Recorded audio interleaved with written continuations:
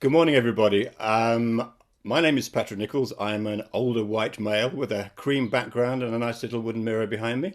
Um, I'm a professional musician and composer, and I combine that with working as a music educator. So I've spent many, many years writing and playing, and also bringing that to my work as a music educator. In terms of my work I've done, I've worked in infant schools, primary schools, secondary schools, community music, and recently I've worked as a consultant for the Royal Marines, presenting large performances with them, and working with students with social, emotional, and mental health needs, which has been really interesting work.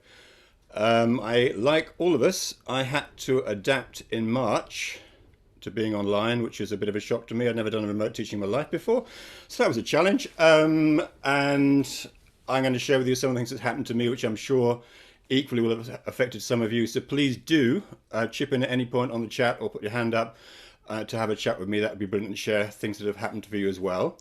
Now, I know we've all had different work settings and different work experiences, and although I'm going to share some resources, I'm hoping they're going to be available to pick some things for all of you. So the resources hopefully will be open to find things that you will find useful as well, whatever level you're working at in music. I'll be sending a PDF sheet. Um, it'll be going with Emily in a couple of days after the event. And before we start, if you could possibly put up a hand if you have been remote teaching this year. We're just going to flash through and see how we're all doing. Okay, lovely. Won't be a second. Okay, that's great. If you could put your hand down, that's brilliant. And if you could possibly write down for me one positive and one challenging experience that you've had over the time you've been remote teaching. One positive and one challenging experience, and we'll come back to that shortly.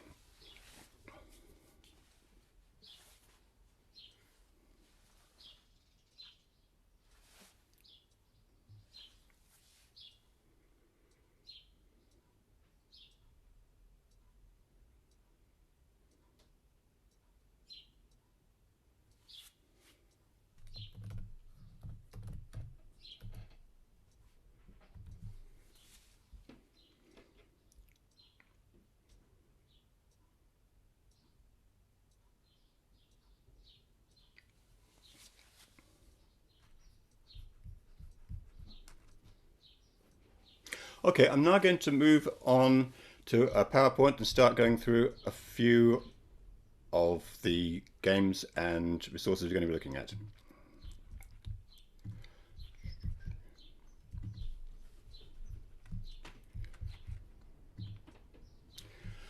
Okay, teaching remotely, making it work for you. These are some of the things I'm going to be covering in our session today. I'm going to be looking at reflecting on the impact this year of working online, challenges and solutions, how it's been for us all, sharing some resources that will support remote teaching and learning, to look at relationships, self-care, and care of our students, to look at ways of moving forward, and finally I wanted to stick this up for you. Now, this is really my teaching aim triangle. Apologies to Maslow, if anybody knows him, who did a triangle of needs. It's got three things: safety and security, enjoyment and skills. And I believe that essentially in all my teaching, these are the three things I've got to look at: the children, the students, the adults, all feeling safe and secure. If they don't feel safe and secure, it's unlikely that they're going to learn, because they won't feel comfortable working with you. The second thing, as I aim for my work with children and adults and whoever I'm working with, I aim for it to be enjoyable, an enjoyable experience. And if that's in place, the next thing I'm moving on to is looking at the skills I'm trying to put across. But if I haven't got the first and second ones, then the skills are probably not going to be working too well for me. Children respond to who you are, not what you say. I want to touch on a few of the basics that underpin my remote teaching. Do chip in if you disagree. Claire, did you want to say something as your hand up? Sorry. That's fine, no problems. Kay, do you want to? Okay, that's a problem. That's fine, thank you. I want to touch on a few basics that underpin my remote teaching. Um, I strongly believe it's so important that we're authentic in the way we teach and engage with students. I think that's the key thing for me, always with face-to-face teaching, being authentic, being myself, and engaging with the children directly, emotionally, and openly. And I've taken that to my online teaching as well. And I ask myself, why should children listen to me anyway? Sometimes in my teaching. And I don't see it as a default. I believe that I have to earn respect of the children I work with. If they're very young children, I don't know how many of us have worked with very young children, but they're very young kids, they have to respect us. And if they don't like or respect us, that's going to affect what they learn. And so that combined with motivation and inspiring a love of music are the kind of key things that I integrate in all my teaching work. And finally, a quote from Lisa Cherry, who's a specialist in helping professionals with vulnerable kids. And she said, how to develop social skills, every behavior is a feeling. Behind every feeling is a need. Meet the need and help the child.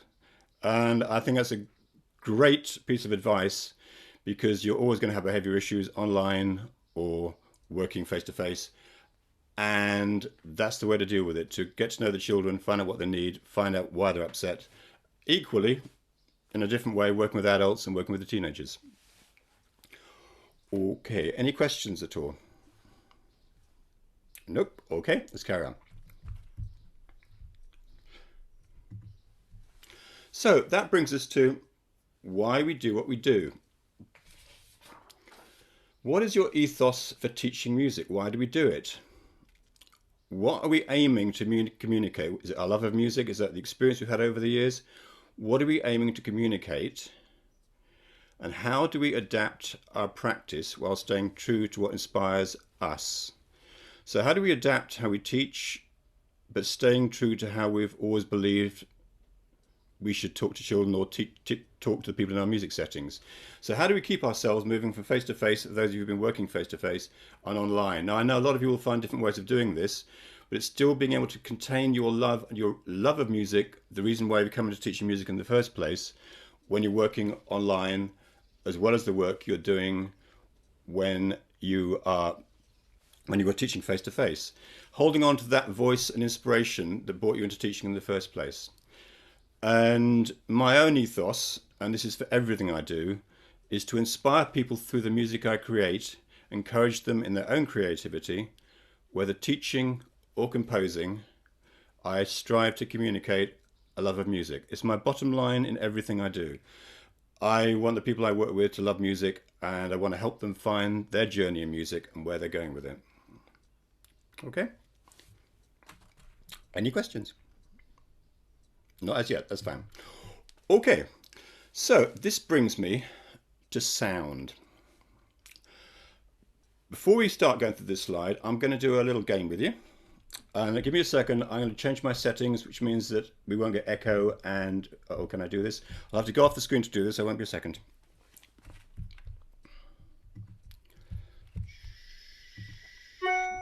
Okay.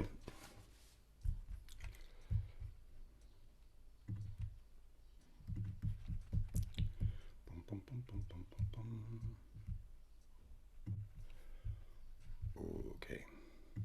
So this is a little game that I do when I work with children. I have done it with adults sometimes.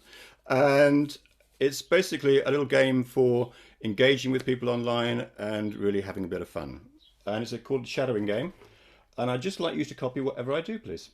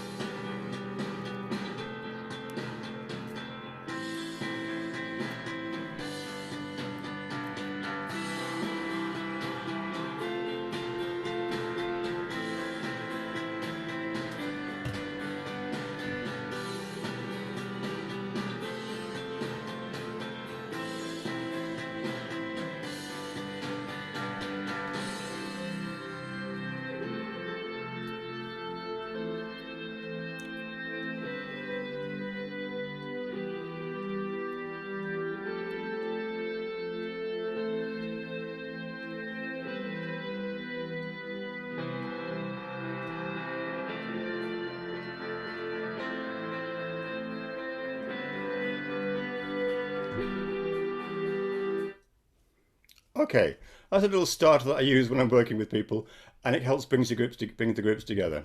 I'll just get back off the settings. Bum, bum, bum. Okay.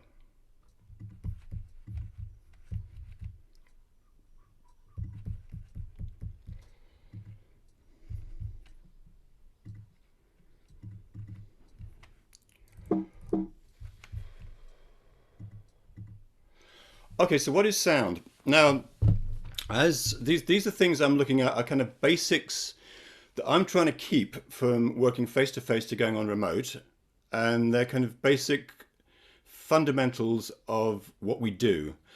Even Evelyn Glennie says we are sound creators. It's what we do. We play with sound. We shape sound. Sound is what we're all about. Um, and before I do any work with teaching music, I generally start at this point and show a video something like this one. Can you see the strings vibrating? Each one is creating a sound wave that will travel through the air. This is exactly what happens when you play a guitar, a ukulele, or another stringed instrument. The green and yellow powders are resting on top of a speaker. As sound booms out from it, the vibrations send the powder flying into the air.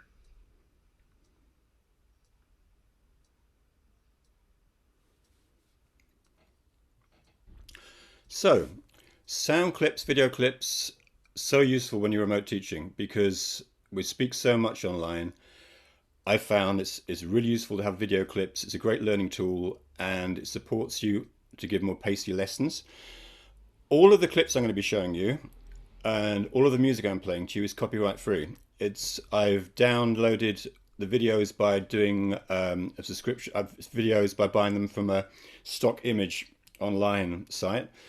Where I've just picked up masses, and I was sending the links to you. It's masses and masses of short films, some with sound, some without sound.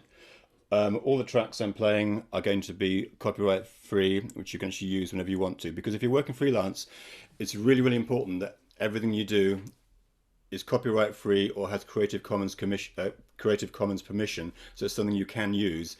If it's somebody else's work, so if I was playing Adele to you, it wouldn't go down too well. So copyright free, really important. Okay.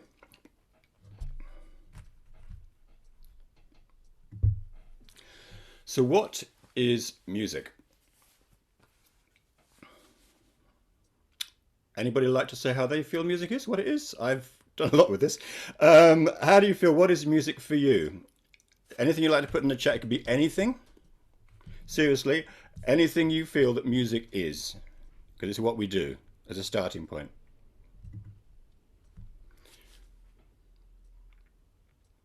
Even one word in chat would be brilliant.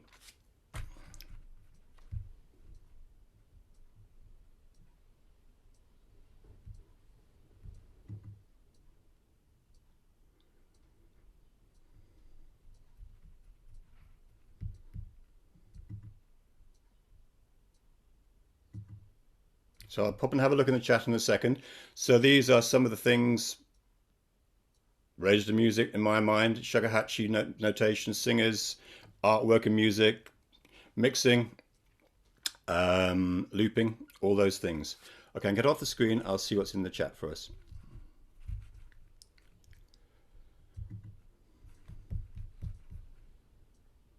Oh, lovely. Thank you so much, everybody. Wow. Emotion. Wow, the key thing. Absolutely the key thing. Emotion, if it's not there, we have issues. Emotion, wonderful. Then we've got snap key. Interesting. Snap. Oh, yeah, sorry, snap key. I'm with you, sorry. Language, creativity, sounds arranged to communicate emotions and messages. Absolutely. Interesting to see what children would say. One of my favorite comments I had from a child was once they said to me, music is sound dancing. And seriously, I couldn't do better than that. I couldn't do better than that at all. Absolutely incredible. But yeah, it's important we know that the people, when they're working with music, what is it? Well, actually, in simple terms, I see it as just shaping sound, taking sounds and shaping them. That's in a nutshell basically what we do. But oh, children come up with much better ideas than that. I'm just going to pop back off again onto the PowerPoint. Wait me a second.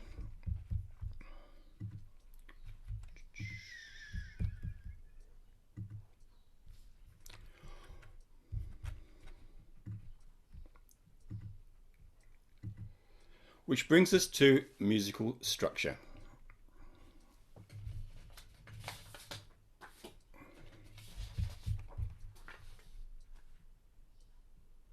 Little boy said to me, how can you structure music if you can't see it?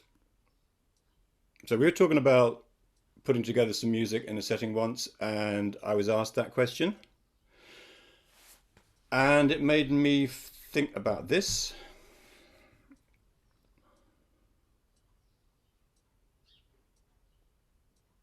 I hope you like the house. A little house animation. A house is brilliant because you can touch it and you can feel the shape of it and it's solid and you can feel the structure. Music, well, you can't see it. So how do you structure it? Good question. So I spend quite a lot of time working with musical structure. I think it's incredibly important that in all our work, actually, we give people a lot of space to play and explore. And I'm not just talking about working with children in schools or younger children, I'm talking with adults. I always include some kind of play improvisation in my lessons. I sometimes will use a backing track and we'll do simple improvisations over the top, 2 or 3 notes to and fro between us. So they get a feeling of play. Now, with younger kids, those of you who are working in schools or do work with younger children, it's about giving them space to explore how sounds fit together before we go on to chords, rhythm, melody, and other musical structures. It's this whole thing about feeling it, knowing how sounds work together, what you want to do with them, and how you find a voice. And for myself as a composer, I know that I spent 20, 30 years improvising, just doing what I felt like doing, and that taught me how harmony worked. And if you go back in time, Beethoven and Liszt, people like that, they were just classic improvisers. They were kind of hitting it off with people in studios and in concert halls and playing against each other, trying to see who could come up with the best improvisation. But I feel a starting point for younger kids is always exploring activities that allow them to play, where there's music in the background, they're exploring an instrument with it quietly, loudly, changing the textures of it. But getting a chance to explore and play, I think, is key. And I don't believe that's just something that should be left when children leave school. If you're working in a community music setting, if you're working in instrumental teaching, how can you fit play in? How can you do it remotely? And I believe you can. There was in a session yesterday, someone was talking about a drone. It's a continuous sound; it never changes. And I thought, well, that's an idea. Drone chords. I'll have something like a backing track going on in the back, maybe.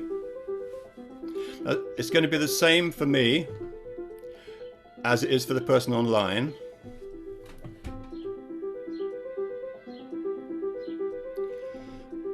And they could be playing a few notes over the top, and you could be replying to them.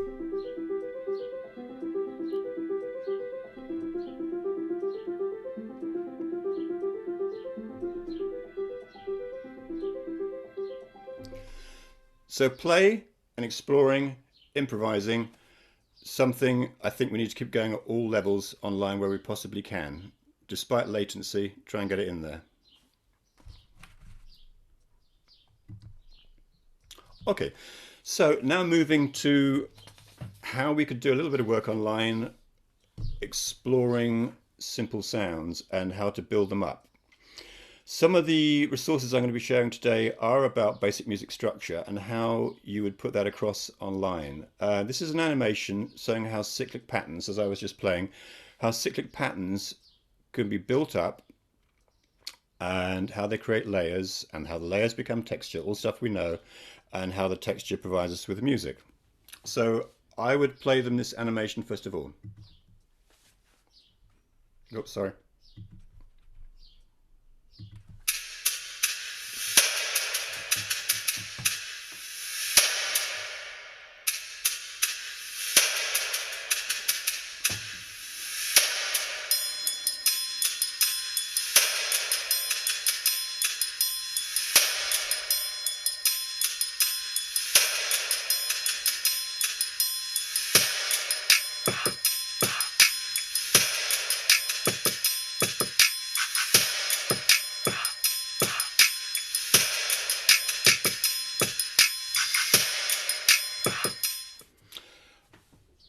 I feel it's important we embed the basic understanding of structure with people, and so that if you're working with classrooms in school, whoever you're working with, so they're very, very clear how music is built. And I think those basic things, patterns, layers, and textures, apply to almost any genre of music. How can they do this at home? Well, there's lots of looping apps around on iPhones, and I'll send a few suggestions. I'm going to write that down. There's lots of looping apps around they can use at home. There's GarageBand, there's Google Play. For those who haven't got keyboards at home, which is often going to be the case, no instrument at all, there's a virtual keyboard, a very good one actually, that I can put online for you, which is, I think, has really cracked it. And if it's a family with instruments, well, at home and maybe with you online, they can put stuff together, playing instruments and just looping them, and playing together. I know this. I know again the whole latency thing, but it is possible. You can do this if you've got a nice, steady, non-changing backing track, maybe in C major to make life easy. You can then put instruments over the top and build it up. And I feel that's really, really important for children, that they get the chance to understand how to create looping and start creating their own music and their own improvisations themselves. Okay. Any questions from anybody? Let's have a look. I'll go back to the chat and see.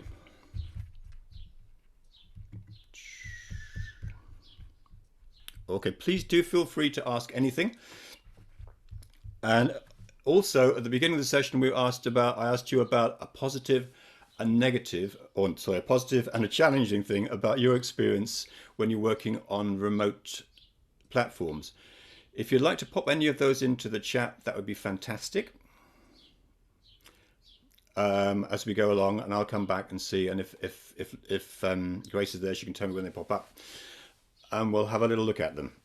So, any particular positive experiences and any challenges experiences that you had when you were working online.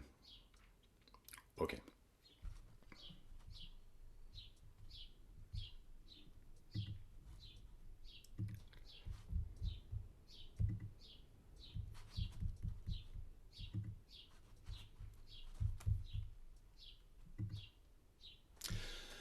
So, another resource, some Dico drummers. And now I've talked about layers, texture, patterns. If you just mention the word and you come back and work with students and you say, what does texture mean the following week? They'll probably say, I've got no idea.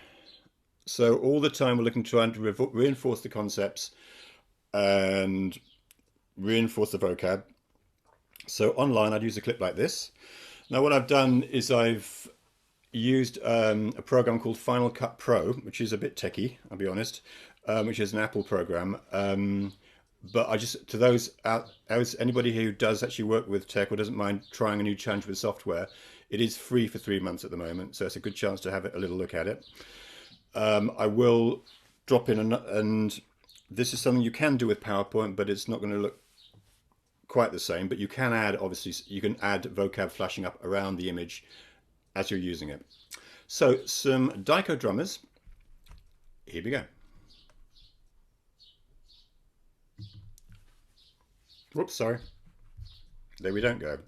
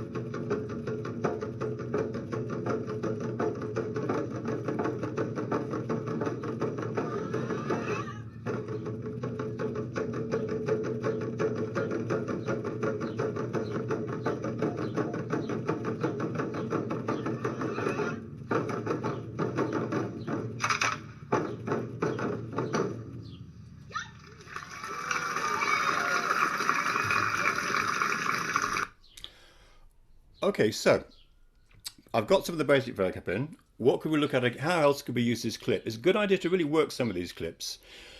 and see what you can discuss with the kids if you're working online, or the teenagers you're working online, possibly in this one. Um, what are the musicians doing? Are they focusing on each other? Are they giving signs to each other? Are they keeping time together? Are they keeping the beat together? Are they enjoying themselves? How are they putting across their performance? Do they look happy? Are they looking miserable doing their performance? No, they're enjoying themselves. So have a look and think of other questions you can ask to make a discussion point of this and build up an awareness of how music works in the outside world for people who may not be playing a lot outside. So here it comes again. And this time you can maybe think about some ideas about how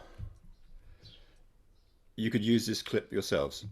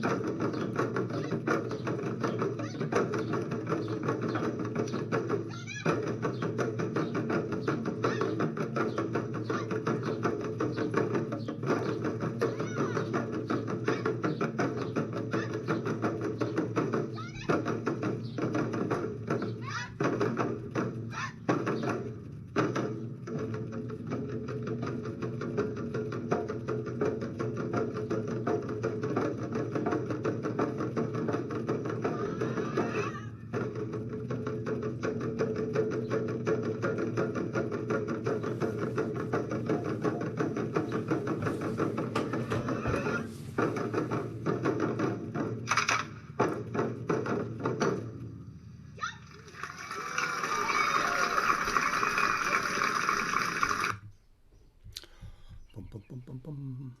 Oh, wow. Thank you for your responses. So, I'm scrolling up too and see what we've got.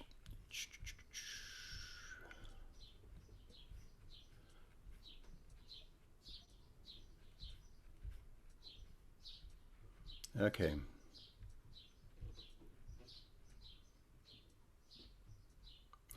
The punctuality and efficiency has been really positive in terms of organising time, especially without travel. Wow, isn't that the big advantage of remote teaching? Yes, you haven't got to get out and stuck in traffic. You haven't got jammed in a city like I used to do regularly down here in Portsmouth. Yep, that is a great one. And it is just so efficient, it's cost effective, it works well, the communication's clear, you can put lots of resources on, there's lots of advantages. Positive, working with chords on screen. That's an interesting one. Yeah, I found that interesting because I'm a keyboard player and or piano player, but I play keyboards too. And been using lots of different visuals to support the work I do in terms of chords and scales and colors and various techniques. And it's very easy for using that. And also for using two cameras, it also helps a lot. And also you get that kind of close-in view that you may not get if you're working face to face. A challenge initially for myself was developing all skills needed to share screens, new techniques and ideas. Absolutely. I mean, if at any point you would like to share what you've suggested, please do put a hand up or I will feed back to you. But if you want to add something to what I say, please do. Um, yeah, there is a huge challenge developing the skills necessary. I found that hard. The technical side, having that under your belt was a huge issue for starting off, making sure that you've got all the skills and you haven't got to be distracted by sorting out setting, sorting out instruments, sorting out Wi-Fi or any IT problems. Those issues and moving around screens is tricky, but yeah, a good opportunity for that. Increased independence from the learner was a positive. So thank you for all these comments. Troubleshooting, instrument problems have been more difficult online. So Sarah, I don't know can you tell me what you teach instrument? Hi, yeah, it's Woodwind. Hello, Sarah. And hi there. Yeah, so I've found, for example, with the flutes, sometimes, if they just can't get a note out, I'd experiment with, just moving the head joint round a little bit, which it's great because it encourages the pupil to take that into their hands more, Yeah, yeah. but there's a bit more, it's a bit of a slower process. And then things like if keys are sticking, Mhm. something like that, What to or do with you that? know, pinpointing when an instrument actually needs a service, and it's not something that just needs tightening, but it actually just needs repadding. It's hard to do that when you can't pick up the instrument and look at it closely in your hands. I suppose also the issue that if you've got a flute, which I've been attempting to learn this year, by the way, if you've got a flute and you've got issues with the pads, I mean, how do they get to the shop? Will they want to go to the shop? Some people, it may be difficult as well. So have the shops be shut? I mean, how is that dealt with? Well, what's been happening with repairs is often they'll have to, it just takes a lot longer. So, an instrument repair shop would accept an instrument, but they wouldn't open it for at least a week. Okay. So, it's given a resting period and then they'd open it to repair it.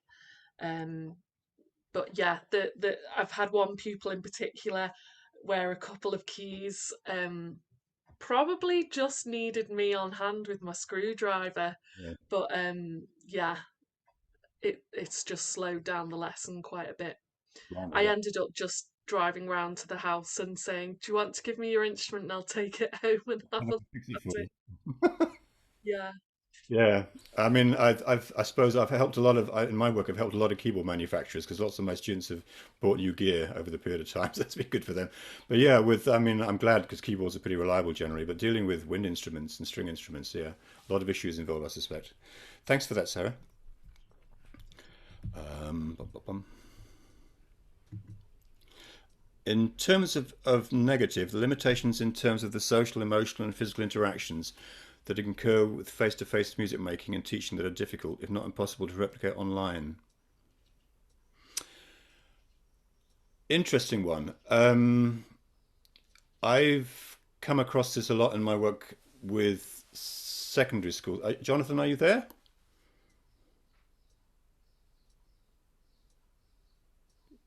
Jonathan online? No?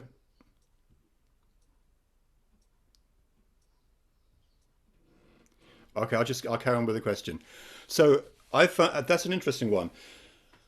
I've found in working with students, teenage students, a lot of issues, dealing with a huge amount of issues. And I've had, I mean, a good example would be I had a lesson recently, and I came online, and the student said to me, she said, "I don't want to play the piano today.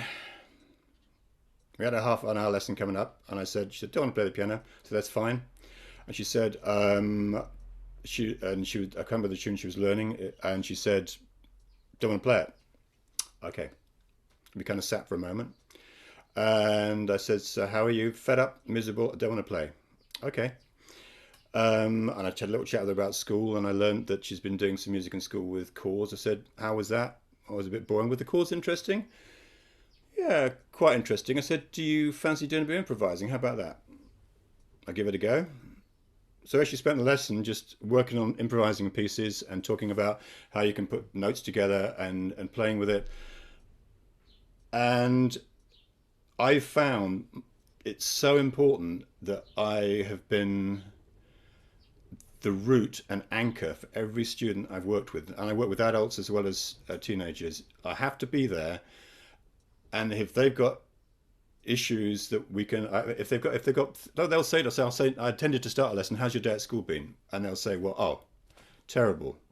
And then that's it gets it out in the open. And sometimes they will say, "Yeah, blimey, we had to do so and so and so and so and so and so. We did this, we did that."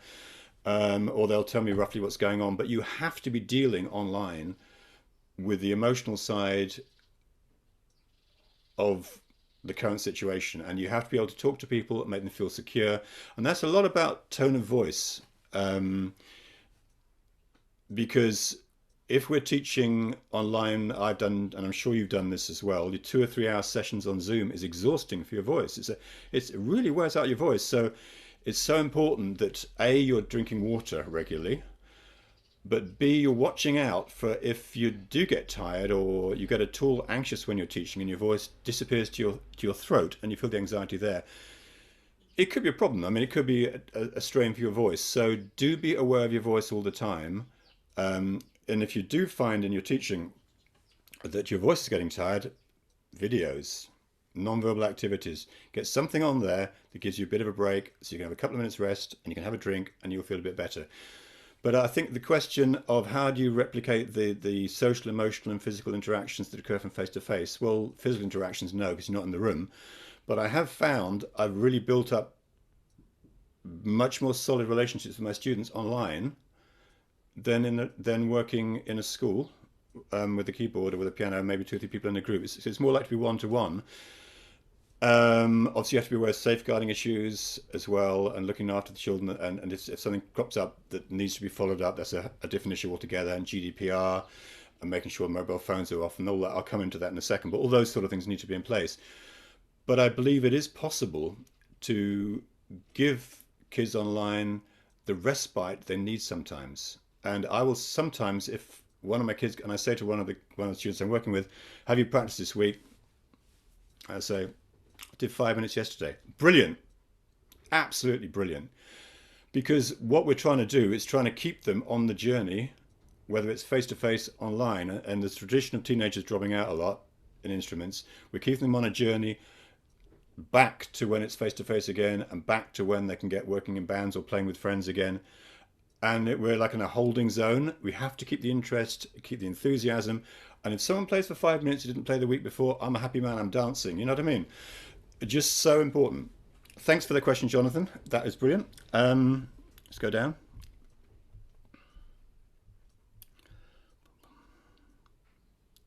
So challenging. I work with Cubase, but I did not know which software I could share with the students. Okay. Is that in terms of looping, or how you're using Cubase? I mean, Terms of oh, teaching them, thank you. In terms of teaching them how to compose, how to, actually, how to I compose. didn't know which software I could share on the screen, how I could interact with them. So I think I worked at maybe 50% of what my capacity is, just because I didn't have the knowledge you have. So I am willing to learn, of Well, course. my knowledge isn't brilliant, but yeah, I could give you some help with that one.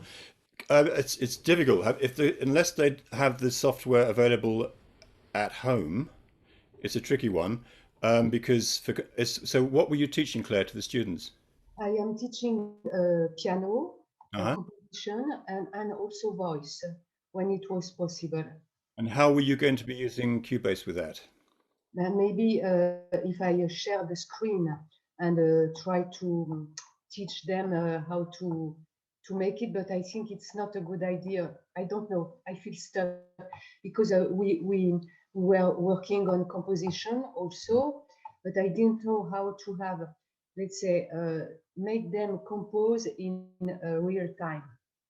So I had to make them make a photo of what they had composed, and after we work with that, and it was difficult. I think it's yeah, composing in real time from a distance is difficult. I mean, I don't know what level you're working with, but I've worked with people who are beginning to compose, GCSE students in Yes, me too. yeah, yeah, and they get to the point where they've got to do their compositions and they don't know where to go next. You must have come across that, yes? Where they just Oui. I can't write, I can't compose. And that comes in with well, maybe they haven't had enough exploring in their life with music. Maybe they haven't had enough chance to find their voice. And in that position, I tend to say, okay, play a note on your instrument Okay. and then play another one. Okay. Wow, brilliant. You started a journey. And another one, Okay. and another one, and they begin to build up tunes. So they begin to build the confidence that initially that they actually can compose. They can do things themselves. Mhm. Just getting their finger on the instrument to make a sound.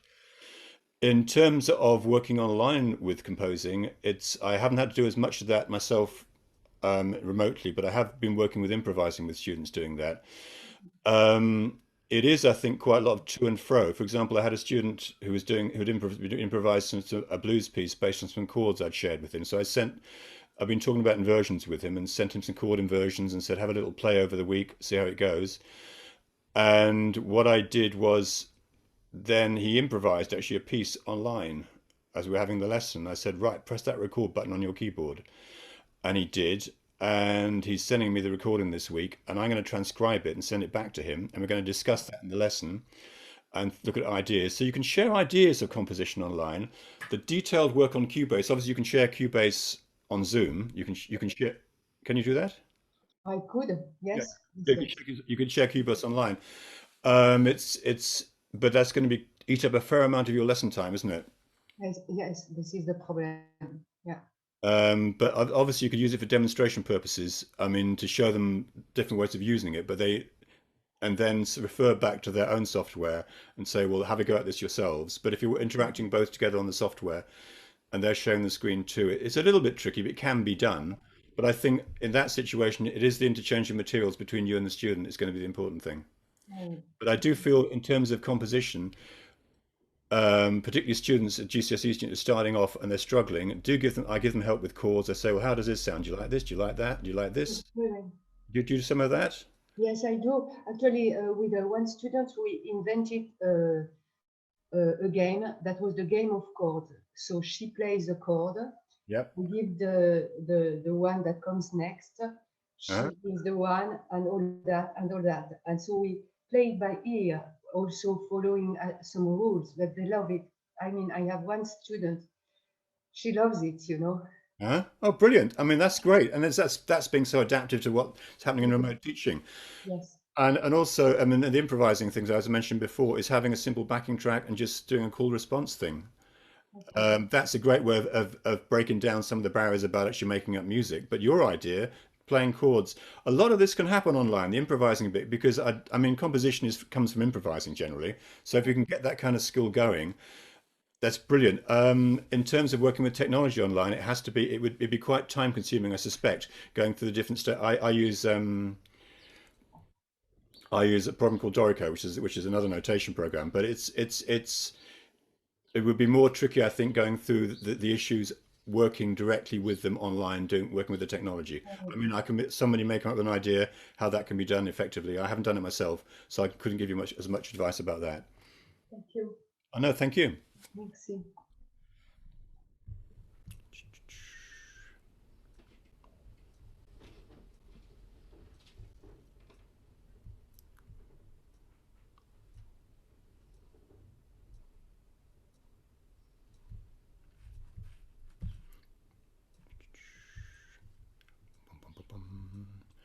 Okay, so we've got any more down here? Let's have a look.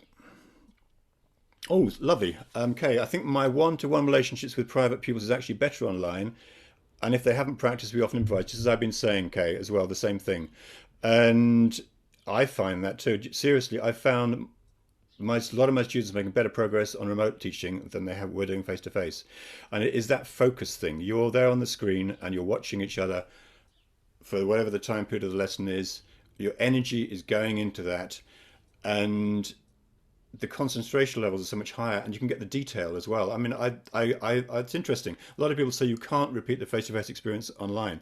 Well, actually, you can, and I think you can improve on it because you can flash lots of resources up. You can be responsive to what's going on in the lesson. You can improvise, and that's another thing I found as well, that the lessons have improved. Um, oh, thank you, Jonathan. There are also plugins that allow for remote operation of DAOs and digital audio workstations that are linked together. I can't remember the name of it, but we will search for it now. Brilliant, and we can send that on to you. Thanks for that. We've got the link, so there's a link. There's a chat link there, Claire, that you might find useful.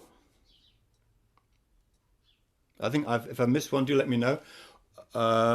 Oiling trumpet valves. Wind instruments. It must be so hard. My heart goes out to wind instrument players. I mean, stuck valves. How do you deal with that online? Again, with saying with the flute, it's a tough one. Tuning for violins with very young pupils and parents who aren't musicians. This is Grace. I found ensuring I could hear the delicate changes in students' timbre, intonation, and tone was difficult. To ensure that, yeah, the audio thing is interesting on Zoom because on online platforms, because even if you may have very high quality recordings or a good line, it's going to be reduced to a certain sound quality when it comes to you. So the sound issue is something I'm hoping that might be improved. That is a tricky one. Um, Tuning with violins with very young pupils and parents who aren't musicians. Whew, that is a hard one. I'm not sure I have an answer for that. It's thank you, Grace. That's a tricky one. Um, yeah, I haven't come across that because I don't teach violin, but that's not an easy answer for that one. I mean, how could they do this? Can you do online tuning? Is there an online app they can use? It was more the physical movement of tuning a violin. Oh, Like they could get the note. It was the simple fact that a lot of parents or even the student, especially if they were really young, and I teach quite a range of young people who are under 10, fine tuning a violin with either the small pegs at the bottom or the larger wooden ones at the yeah, top is really difficult for them. And it is just as difficult for the adults who have never touched a violin in their life. yeah. So Running having a to then workshop for teach them, adults. yeah, so then having to teach them that online without being able to kind of demonstrate as you would in person, kind of the tension you'll feel Yeah, when and when not to do it because of the tension you feel, and when to do it was very, I found that very difficult, and I think they found that challenging, and that just took nearly half a lesson for sometimes if they were yeah. So have you had a lot of broken strings? no, because I always make them loosen them at the bottom Okay. before they tighten at the top, Yeah. because of that. But that did then mean that fine tuning took a tiny bit longer. Okay, I'm going to try to work on this one. Is it possible to send a little guide through to the parents saying, please practice this at home outside lesson time. This is what you need to do to tune your violin. I don't know, that might work. Or a little workshop, an online workshop session, network music session with the adults, and you could have a 15-minute session showing them how to use the pegs and how to do it, possibly. I suppose I could have pre-recorded myself actually, Yeah. and then sent that round as a demonstrating video. Would that help? So Yeah, that's a tough one actually. That's only things I can think of are those sending some kind of guide out. Yeah, it's a little bit like when I've been teaching when I taught ukulele. Well, I have taught online ukulele as well, whole classes. That was an interesting experience. But teaching ukulele and basically when I done it face to face, I often will say, let's just tune a note, everybody. And you've got 32 kids trying to tune a note. You might as well go away for holiday and come back again and see what's happened. You know, it's a tough one with strings. So good luck with that one, Grace. Yep. Okay. See if I've missed anybody.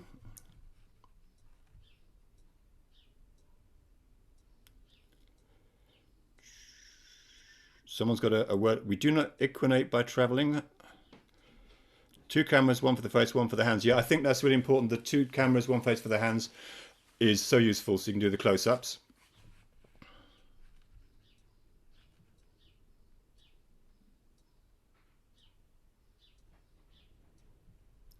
They're feeling the same rhythm without even thinking about it. Yeah, I think this is an interesting one. We talk about body language as a main communication tool in face-to-face, and people pick and online you can't reproduce body language. Actually, you can. I mean, people watch videos online, they watch music online, and you will feel the rhythm teaching online. You can put it across because we're going to play a game in a second. We hope that's going to happen. Um, Online, yes, it's got some limitations, but I mean, it's something people are investing a lot of time in. There are going to be changes. So that point about two cameras, one for the face, one for the hands, and feeling the same rhythm without even thinking about it. Claire, is that something you're saying is an issue, a problem, or something that's good? Comment about the video that I was thinking they were not looking at each other and they are just in the rhythm. That's all. Is that working when you're working together, having the same rhythm together? Yes, yes. Yeah, yeah, that is a difficult one. It's there. I mean, yesterday there was a session by Naima as well where people talking about latency and how it might that you can get equipment. It's quite expensive and it's in a kind of early stages, I think, in many ways. But yes, it's a tricky one, that one, and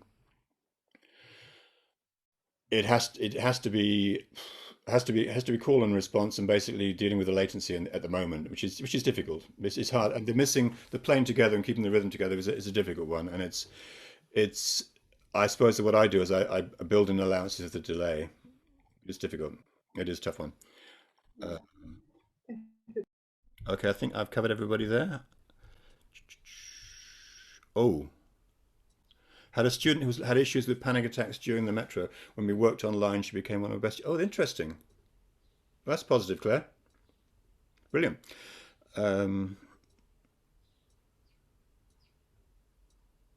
As a parent, it gave me more accountability to make sure my child practices because I see. Yes, parents. I'm covering some of the stuff here I was going to be doing later. Working at home, visiting people's houses, being a guest in somebody's home. Interesting one. I mean, in September last year, I walked into 15, 20 houses I've never been in before. How do we deal with that? Well, again, I'd say being an anchor for the whole family, actually. Do you know, in many ways, talk to the parents. I chat to the parents. How are you? You know,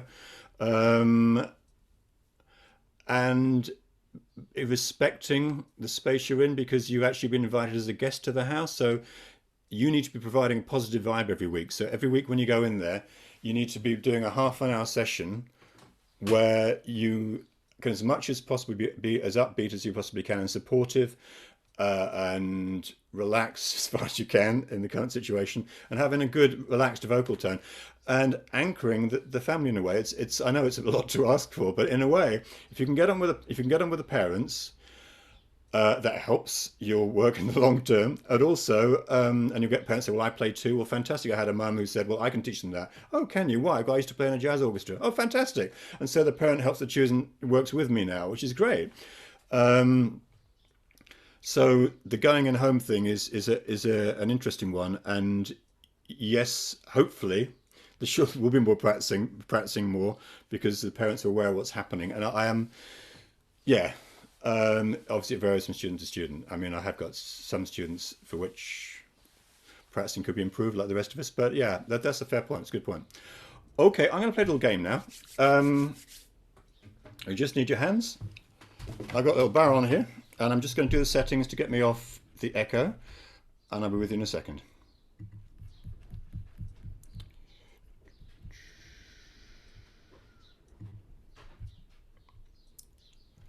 Okay, this is another game I use online. I'm not really a percussionist, but I do play percussion instruments. Or maybe I am a bit of a percussionist. Anyway, this is a baron. And what I'd like you to do is just first of all listen to the rhythm pattern, and then I'm going to give you an activity to do with it.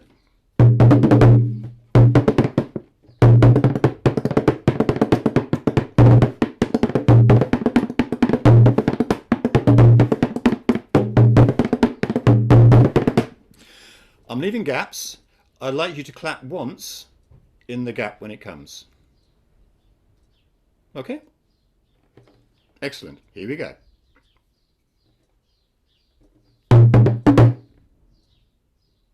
Brilliant. Here comes the second one. That was good. A long one.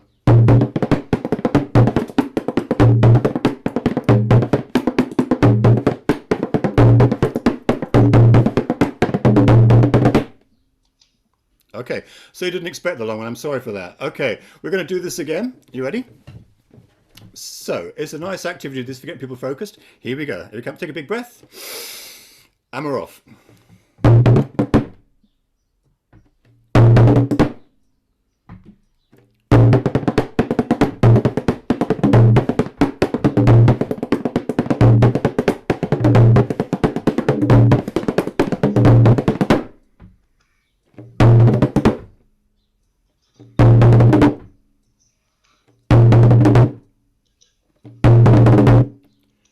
It gave a sense of security there with that one.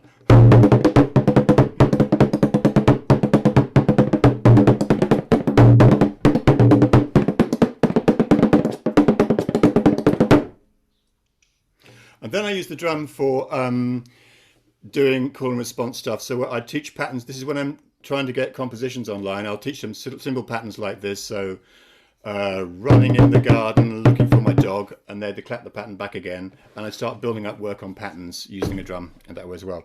But it doesn't have to be with a drum. It can be with backing track, and it doesn't have to be fancy stick playing, any kind of rhythm pattern. But engaging, it's something you'll be doing on face-to-face. Why not bring it online?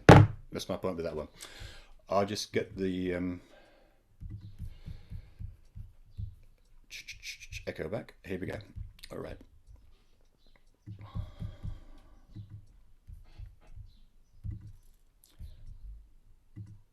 Thanks for all your questions, by the way. Great questions. My journey, a few observations. I won't spend a long time on this, but these, and do feel free to chip in with if you felt in a similar way, you felt differently, different things you've learned. But these are the kind of key things that I've sort of picked up from working online. I wanted to share. And I'm a bit behind with my sheet, so won't be a second. Here we go. Relationships are key. Well, I've covered that, but relationships are key whether you're working in a school, working with groups online, any age group, relationships are key. Be in the room and emotionally engaged. I've mentioned that. It's exhausting. Actually, I do feel for me that remote teaching has been, particularly when I was teaching ukulele lessons in schools via Zoom, that was emotionally exhausting. So there is the issue that it is more tiring working on Zoom, but it's important that you are like in the room. So particularly if you're teaching large groups, throwing yourself from your home computer screen to be out there in that school. I mean, I had an experience with the ukuleles where I was working with a trainee teacher who was in the classroom with me. The main teacher had left, and the class started getting a bit buzzy, and we're getting a little bit lively, and it was getting a bit out of control. And so I kind of threw myself in the class. We're just gonna. Can you? It's really important we relax and we kind of work together with this. And I brought the class back, and I thought, do you know what? I'm 4 miles away from that school, and I'm managing to get the children to work with me. And so placing yourself in the classroom and becoming emotionally engaged is really important. Be a secure anchor, I've mentioned that. Keep your voice strong and positive. Be flexible, prepare for the unexpected. I mean, that's something Claire was mentioning, how you deal with different things and adapting with chords and improvisation activities people have mentioned. Prepare for the unexpected, yes. Have a few things up your sleeve that you can use if what you plan doesn't work. Yeah. Short, punchy, engaging activities. Our concentration levels are not what they were, and this is true of the children. A lot of schools, particularly secondary schools, are continuing the kind of pressure towards GCSEs and exams. You've got to do this, you've got to do that, lots of homework. And you see people worn out. So in our lessons, trying to be short, punchy and engaging and fun, if at all possible, and getting those across. So they're looking forward to the lesson, and it's going to be an enjoyable experience, and they feel better when we've left. Find your own balance of on-screen and screen sharing. And as I mentioned before, be sure not to infringe copyright. And be up to speed with IT and check out provision in your teaching environment. And IMAS has done a lot of work on IT provision, so I'm sure there's lots of resources that you can find on the site. I'm also going to be putting a couple of webinars that I put up with Music Networks, an Irish site. There's some quite good webinars there I was putting out for you as well about equipment. I mean, basic stuff like having a decent USB mic, not trusting your computer mic, having a reasonably priced camcorder, and basic things like basically, have you cleaned your camera this morning? I mean, so important as the basic thing is your camera lens clean this morning? So not forgetting to do that, because you get dust and grease on a camera lens, it's going to spoil your online session. And test, and when you've done that, do a bit more testing. Bottom line for technology, make sure it's all in good working condition, you know what you're doing with it, and if you don't, get help. We haven't all got to be technical wizards. So those are a few of the things that I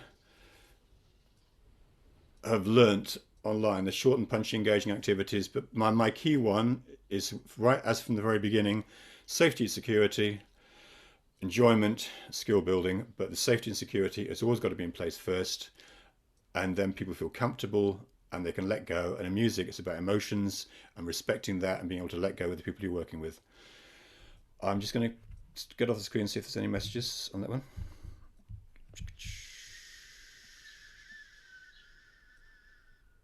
Okay, not yet. I did notice that someone mentioned on their tuning apps. Yes, there are tuning apps online.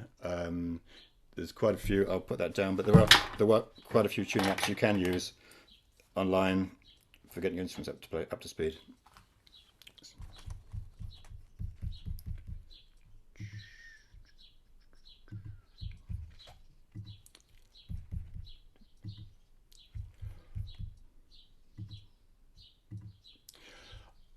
Okay, self-care.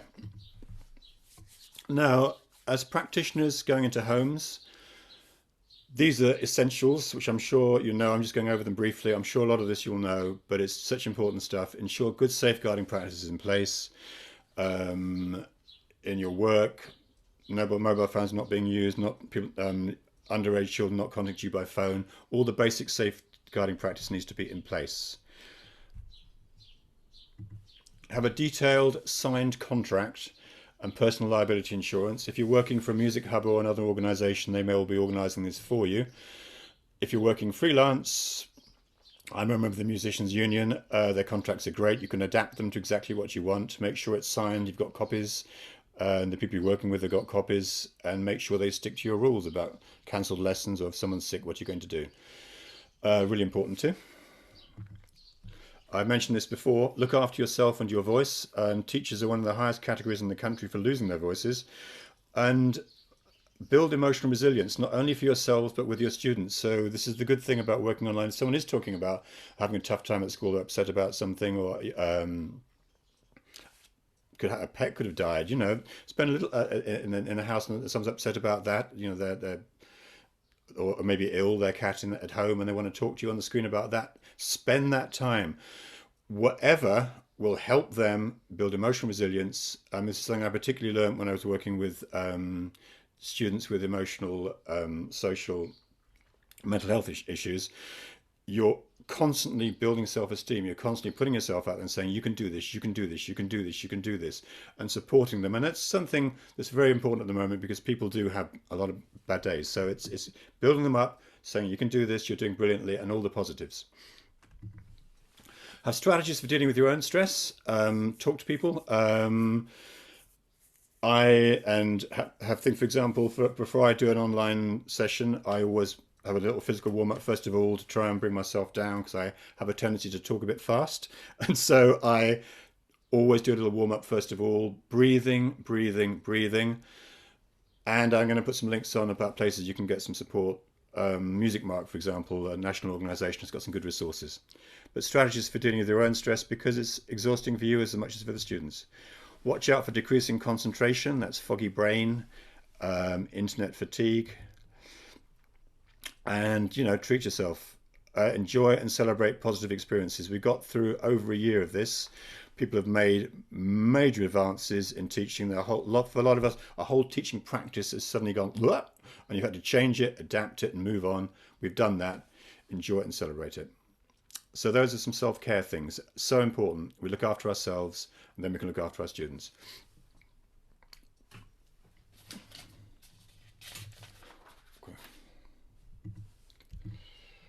Okay, so this last little bit, I want to share some more resources with you. Now, these can be adapted to different settings. Use them online. You could use them in lessons, actually, for setting up, talking about moods and feelings. Here's a short film.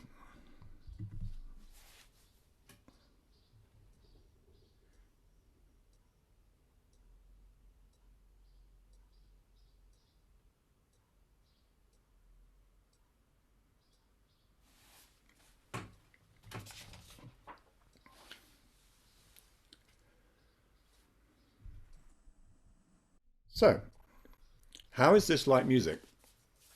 Well, you've got dynamics, you've got layers, you've got texture, you've got color. And so again, I'm drawing on a different media to support the work I'm trying to put across in music. Patterns, layers, colors, and texture. Show films like that. Talk about the mood of it. A kind of a free, if you like, a free flow of conversation about a discussion about just one image. How's it like music? You'll find the children or the you work with it, or if you're music teaching or in a class or whatever situation you're in, get people to discuss through what it makes them feel like and how it's like music. Another way of discussing through music. Again, what's happening? Why is the turtle alone? All those issues. How does the film make you feel?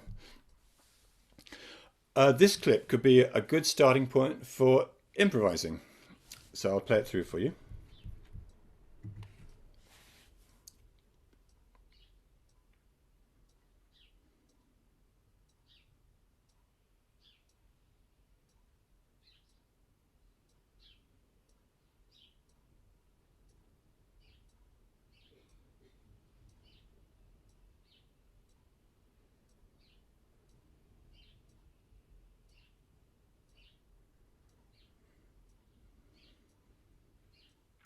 You could play little clips in instrumental lessons. How does that make you feel? Well, is it like the feeling you want for the piece you're playing? I mean, it's a way of exploring emotions. It's a good way in for doing a bit of film music. Um, you could send if you could have people improvising instruments with the clip. I've done film music with infants all the way up to top of Key Stage 2. So using clips, talking about what they like, what's happening with it, is there layering in it, discussing are there levels in it, are there different speeds in it, are there different tempos in it, and also looking how you could possibly use that to do some improvisation on. You could be showing the film on screen and the children could be improvising parts in an instrumental lesson. Using videos, great to support a lot of teaching work.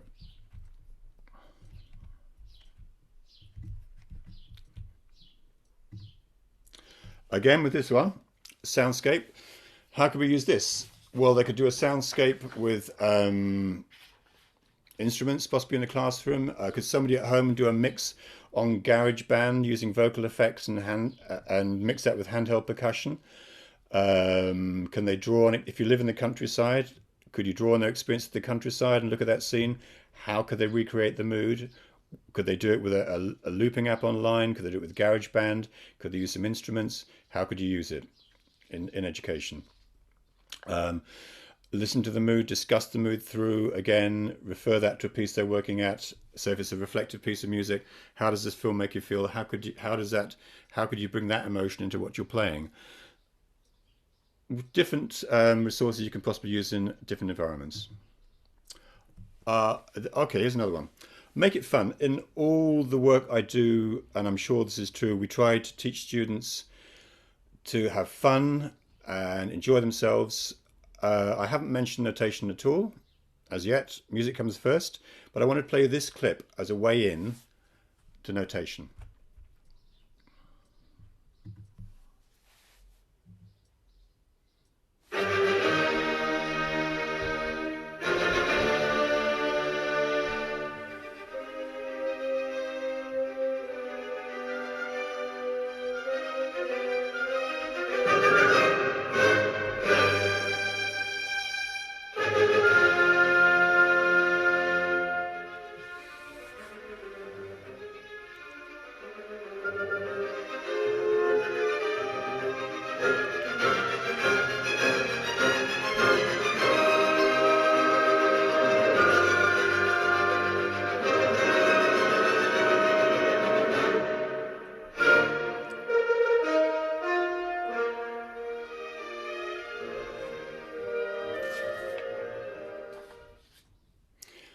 So there we go, Beethoven's Fifth. I'm just going to change my settings. I'll do it in a second because you've got a big echo your end, I think. What's happening in this clip? What happens when the two Fs appear? What do they mean? Why are there long and short lines? Is there silence in the music? Why? A little quote for you. Music came first, then the scales accrued around after ages of experiment. Then came the theorists to explain them. So music came first before any form of notation was even invented, or scales were invented. After different intervals were introduced, music comes first. So I tend to try and make music notation, when I'm teaching it online, as much fun as possible, and I'd often use a clip like this online to introduce it. So if you're watch it again, you can see the questions. What do the Fs stand for? Well, that's loud. And the pauses between for the silence.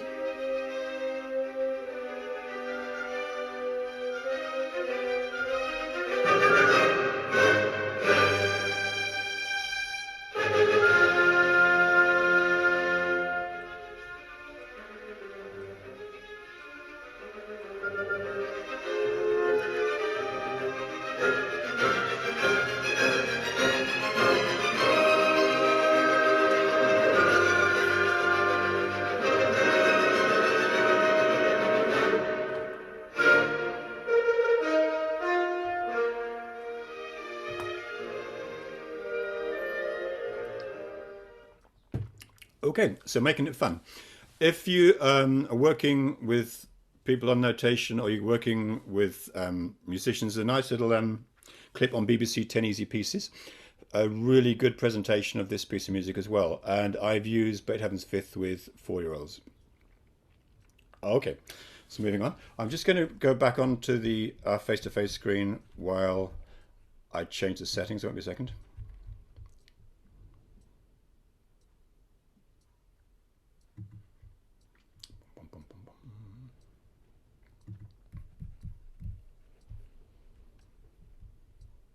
Okay, that's all good.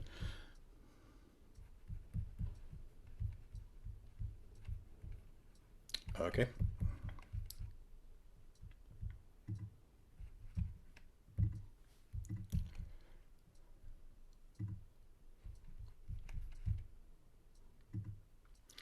So, sharing skills. You as a musician. We've spent years and years playing our instruments, learning how to play them. How often do we play them at our own level to our students? Well, online gives the ideal platform. A little 2-minute recital, something at your own level. Inspire your students, get them to hear what you can do. I've always, when I was working in management in a music hub, I always encouraged all my instrumental teachers, if they're doing solo instruments, to have backing tracks, accompany the children. It can be lonely playing a flute on its own at home. It can be lonely playing a trumpet on its own. You need that support underneath it. So sharing your own creativity, I think, is important. I was working with online. This was a pre-prepared video. And I've been talking about layering and patterns and playing with the rhythm and beginning to look at polyrhythms. And I put this little clip together to show them different ways you can combine rhythms.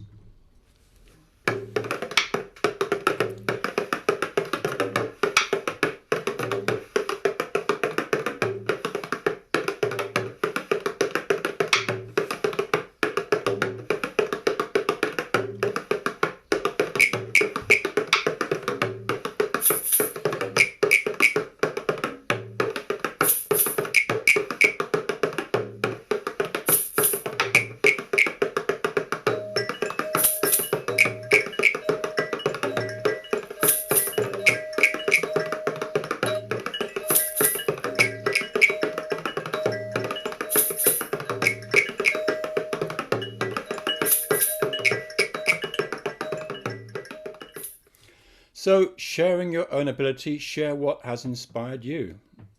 Because if people are growing on their journey in all the settings we work in, they need to be exposed to a wide range of music so they get lots of diverse sources to listen to.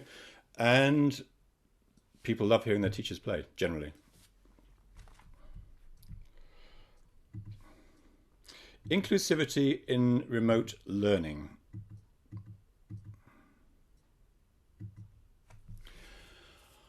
Okay, how does your life experience affect your teaching? Well, I had a formal classical training as a boy, and as an adult, my experiences were in jazz, and I worked a lot with South African musicians, percussionists. But it took me a while to process my classical education because it kind of set up things about wrong notes and mistakes sometimes and the proper way of doing things. And I've processed it and kind of decluttered my brain, which is why I come down to the basics of music, as in the earliest slides with sound and with music. But that would have influenced, and less so now because I've had to work with grime and all kinds of things in my work, EDM, all kinds of different styles of music in my other work. But how does your life experience affect your teaching? And embrace the diversity of music and celebrate it online. Be aware of conscious and unconscious bias. We're going to have views. And is any kind of music superior to any other? Are there better kinds of music to anything else? My view is there's really only good or bad music, or just music we like or dislike. But around culturally, there are going to be those kind of biases. So challenge them in ourselves. Help all children to find themselves and their creativity, so they become independent learners, confident in their skills, whatever their ability level, and grow a love of music. And that's the bottom line for me. It's exposing people to a wide range of music online, playing clips. Again, that's another opportunity to give his voice a bit of a break. Playing music clips online. Again, they've got to be copyright free, and I'll give you some links to where you can find that. But show them the world of music outside. Find out what music the children are interested in. Um, I was working in a very, very tough unit with some children where they had 4 adults to 1 child. And the music chosen was John Denver, the kid wanted to work with. It's a bit of a shock to the system to me. But I mean, it's so basically, you never know. You never know what people are going to be interested in. So, and also look at different ways children like to learn. I mean, visually, we pick a lot of information up visually. Do they want to hear us talking for a long time? Probably not. How do we present our skills? And who is the expert? Well, in my view, when I first work with a group of children, I say, okay, who's the expert in the room? And they point at the teacher, then maybe a TA, then at me. And I say, actually, none of those things. I make it very, very clear we work on an equal basis, and I learn from children. I mean, I've been teaching for a long time, and I'm still learning. And I like to make it clear that teachers couldn't teach without the students they work with. They teach them everything. Okay, any questions? I'm going to have a quick little check.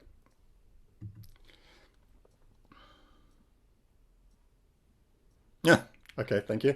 That's in Year 4's lesson. Right, so back to showing again.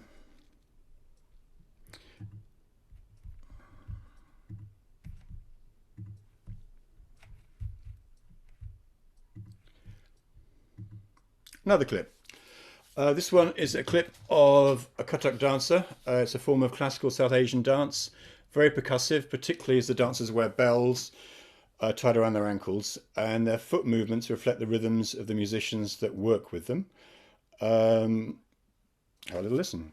And there are a few questions that I've added on to the screen.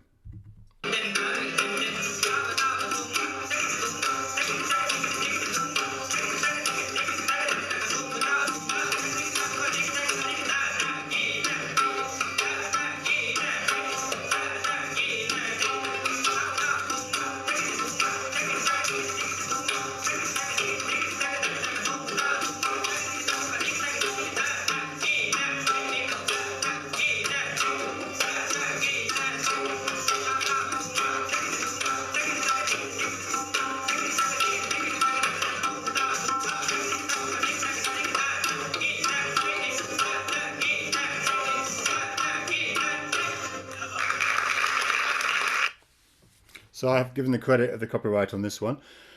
Again, using another form of media, dance, to talk about how music's structured, how music works with dance, and you can talk about the layering the dancer does, the movement, the texture.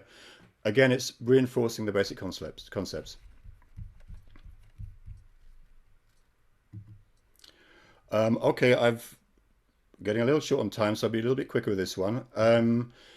These are just some thoughts. You'll get a copy of the PDF of the sheet, a copy of the sheet. Is there a proper way to learn an instrument? There's a question. Share music at your own ability level. Show them the musician you are. Build in playtime. We've talked about this. Play a scale as if you're bored. Play a C. I got one of my kids to take a C major scale and make a piece of music up for me for the following week, and you get this lovely little piece with the rhythm, changing the rhythm of the scale, adding a left hand to it. What could your left hand do? Make it interesting. So scales don't become just an exercise. So there's some kind of emotional investment in the scales. Does it matter if your student hasn't practiced in a week? Well, at the moment, on the long term, probably yes. But if a child misses a lesson and goes for the lesson and hasn't practiced, yep, that happened. Encourage them. It's the journey you're looking for, not just the odd lesson. Make up a piece for next week. That's how I tend to start my instrumental lessons with younger children, is basically your homework for this week is go home, produce a piece of music. And they tend not to falter on that one, and they come back with a piece of music. It doesn't have to be written down. It can be recorded or something. Well, it tends to be written down because they can't bring their phones in, or they'll play it to me. And you're amazed what the basic skills are already sometimes, the music they bring in first time round, but make up some music. Improvise call and response patterns, which you can do online. And if you're working in schools where they've got the instruments, the classroom instruments, use the pentatonic scale, call and response, playing around with this, exploring the sound, finding your own way of playing, finding your own voice. Stressed about getting it perfect, play it again and get it wrong. I will say that to my students. I have one student always apologizes for the mistake. I said, don't apologize to me. Play it again. This time, get it all wrong. This is like a grade 7 piece, and when they get it wrong, they play it right. So it's basically reversing the psychology. And let your student show you how they want to learn, Yeah, ask that question. I mean, what you listen to, how do you like learning? And then you know how to work with them. So I've rushed through that a bit. Watch other musicians playing your piece online, see what you like or you don't like. So I'll refer my students to other performers to watch online, send them links and say, what do you think about that? Well, I like the way you played it. So get them to see other interpretations. Okay, so putting our skills into practice. How have we continued to put our ideas about music education into practice during the current situation? What adaptations and innovations have we made? Again, safety, security, and enjoyment. What can we carry through from face-to-face to remote teaching? I talked a little bit about body language, but I think we cover some of that in our online teaching. And ensure an environment of safety, security, and enjoyment. We'll all have different things we carry through, but see what you can. Like I brought my drum into my online teaching. I will use instruments online where I possibly can. I want to bring through what I spent years learning with face-to-face into my online where I can. And finally, how can we challenge ourselves and expand our practice? Well, this is an unknown land for me and probably for you. What will it look like? I mean, I think there's a revolution going on now. Online, we've got the ability to enhance music through digital artwork. People who couldn't access music, wow, they can do it online now. You can access music online. So people are unable to get to school, various reasons, had to be at home. It's created access hugely. It's a lot cheaper to perform online if you're a musician than hiring a physical space.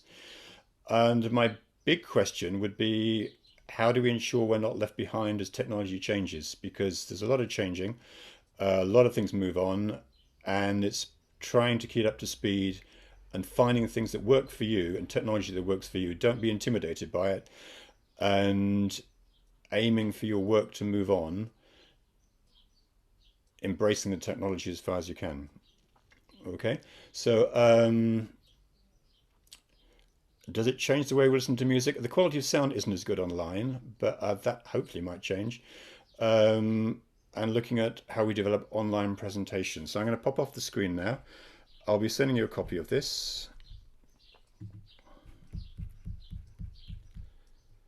Our question from Stephen: can YouTube videos be shared on Zoom without copyright infringement? I not sharing the videos, I'm sharing a link where they can find the videos. So I think that does cover me. I wouldn't show any YouTube video online. That would infringe copyright. But I mean, they can research this themselves to find links. I don't think sharing a link would be a breach of copyright. It's an important issue, that one. But as I said, I will give you a link to. I did when online teaching started, I panicked about videos. I wanted videos. I hadn't got time to get a band together and record videos, so it was the main thing for me. And I just for myself and my daughter, actually, we both spent ages searching online for places where you get it, and we eventually found professional stock videos resources. And I had to fork out 30 quid for a month's subscription. I just downloaded everything I wanted. I got everything. It's all copyright free. A lot of it was without sound, which is annoying, but there's a lot of images you can use as well. Lots of short clips you can use in all your teaching work. And then there's also, I'm going to send you a link to a website where it's Creative Commons clearance. So you have to give a certain credit, like with the Kodak dancing piece, you have to credit the performer. But masses of resource. But the reality is you have to look, you have to work hard at this, you have to dig in, and you have to spend a few hours on it. But I have to say, even on face-to-face teaching, I was spending a couple of hours a week going online looking for resources, because I found so much online that was so much more up to speed than I might find in a kind of scheme of work pack for children. Which takes us, I think, pretty well to 11:30. I've spoken quite quickly, covered a lot of ground. I hope some of you find it useful. Thank you so much for all your chat comments. It's been really, really useful, and I've really enjoyed talking with you and meeting you. So thank you so much. You'll get resources sent to you, and good luck with the remote teaching. Thank you.